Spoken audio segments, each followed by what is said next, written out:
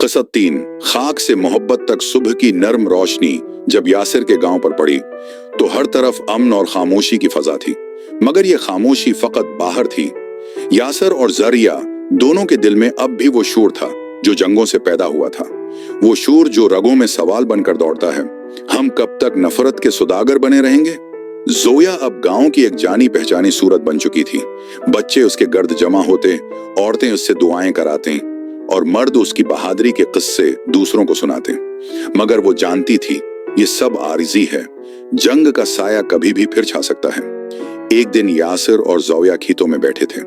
सामने की पहाड़ियों से धुएं के बादल उठते दिखाई दिए। जोया ने सिर झुकाकर कहा, हम शायद जितना भी भाग लें, जंग हमें ढूंढ ही लेती है। यासिर ने कहा, तो क्या हम रुक जाएं या फिर उसे बदलने की कोशिश करें। इसी दिन शाम को गांव में इत्तला पहुंची, सरहद के उस पार दोबारा हमले की तैयारी है।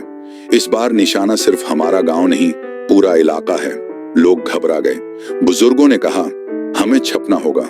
जवानों ने कहा, हम लड़ेंगे। लेकिन जोया की आवाज सब पर भारी थी। अगर हम सिर्फ बंदूक से जवाब देंगे तो वही बन जाएंगे जिनसे हम नफरत करते हैं। इस रात यासिर ने एक फैसला लिया, वो सरहद के करीब जाएगा, दुश्मन के मोर्चों तक, और वहां अमन का पैगाम लेकर जाएगा। जोया ने हैरत से पूछा, तुम पागल हो गए हो? वो तुम्हें गोली मार देंगे। यासिर मुस्कुराया, शायद, लेकिन अगर एक दिल भी बदल गया तो ये कुर्बानी कामयाब होगी। जोया की आंखों में आंसू आ गए, मगर उसने कुछ ना कहा, सिर्फ एक दुआ की जो खामोशी में बहुत बुलंद थी। यासिर ने सफेद कपड़े पहने, हाथ में सफेद झंडा लिया और तन्हा पहाड़ियों की तरफ निकल पड़ा। हर कदम पर उसे अपनी मां का चेहरा, दादी की दुआएं और जोया की खामोश नजरों की तपश याद आती रही।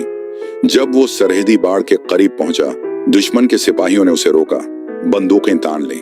रुक जाओ, एक कदम और तो गोली मार देंगे। यासिर ने बुलंद आवाज में कहा, मैं लड़ने नहीं, कुछ कहने आया हूं। कुछ दिल की बात मुझे एक मौके दें। सिपाही हैरान थे। कमांडर ने उसे बुलाया, लिया, बोलो क्या कहना चाहते हो।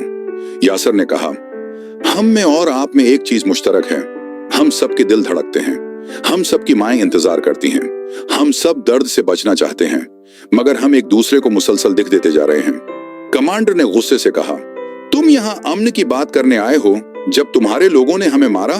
यासिर ने धीरे से जवाब दिया, और जब आपने मारा हमने दफनाया। क्या हम कब्रिस्तान बांटने के लिए लड़ रहे हैं या जिंदगी? ये जमला हुआ में मौलिक रहा।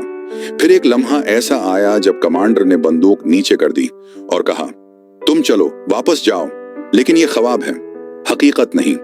यासिर ने कहा, हर हकीकत कभी एक ख्वाब ही थी। यासिर गांव लौटा तो सब उसके गले लगे। जोया ने खामोशी से उसे देखा और सिर्फ एक जुमला कहा, तुम पागल हो, और शायद इसीलिए दुनिया को तुम जैसे लोगों की जरूरत है। महीने गुजरे, जंग का खतरा कम हुआ, फायरबंदी के ऐलानात होने लगे और मीडिया पर हैरत से ये खबर गर्दिश करने लगी।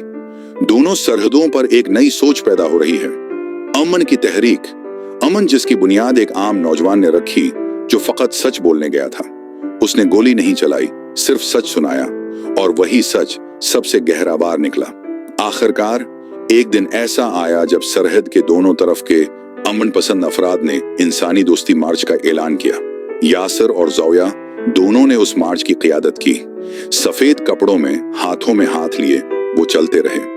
उन रास्तों पर जहां कभी बारूद बचा होता था, अब फूल बिखरे थे। और जब मार्च अपने उरूज पर पहुंचा तो यासिर हुआ में उड़ता रहा। ने सबके सामने कहा, मैंने जोया को उस वक्त अपनाया जब सब उसे दुश्मन कहते थे। मैंने अमन को उस वक्त चुना जब नफरत आसान थी। आज अगर हम सब दिल से एक दूसरे को इंसान समझ लें तो ये दुनिया सिर्फ जमीन नहीं, जन्नत बन सकती है। लोगों की आंखों में आंसू थे। जोया ने यासिर की तरफ देखा। शायद यही मोहब्बत है, अपने दुश्मन को सबसे प्यारा रिश्ता दे देना, दोस्ती का। यासिर खामोश था, मगर उसकी आंखों में वो सब कुछ था जो लफ्जों में नहीं कहा जा सकता। जोया की आवाज थर्रा रही थी, काश दुनिया समझ जाए कि एक हाथ बढ़ाने से 1000 जख्म भर सकते हैं। इस दिन सिर्फ जोया नहीं बदली थी, इस दिन नफरत हार गई थी और इंसानियत जीत गई थी। और जब इंसानियत जीतती है तो तारीख सिर्फ लिखी नहीं जाती, महसूस